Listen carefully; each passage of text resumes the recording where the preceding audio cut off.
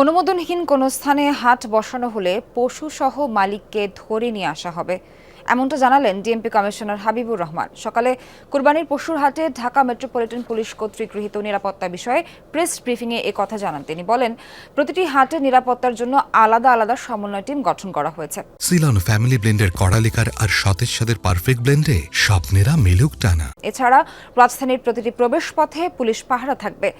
এক হাটের গরু অপর হাটে জোর করে নেওয়ার চেষ্টা করলে কঠোর ব্যবস্থা নেওয়া হবে বলেও জানান তিনি। এ সময় রাস্তায় পশুর হাট বসানো নিয়ে ডিএমপি কমিশনার বলেন, এ ব্যাপারে প্রত্যেক হাটের ইজারাদারকে নির্দেশ দেওয়া হয়েছে। রাস্তা বন্ধ করে পশু নামালে বা রাখা হলে তাদের বিরুদ্ধে ব্যবস্থা নেওয়া হবে। অনলাইনে প্রতারণা ঠেকাতে সাইবার মনিটরিং টিম রাখা হয়েছে।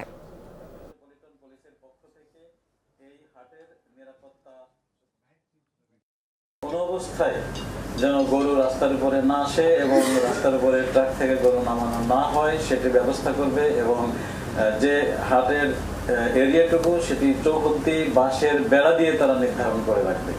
যদি সেটি না করে, বাইরে করে, তাহলে আমরা সেখানে অবশ্যই ব্যবস্থা গ্রহণ করবো।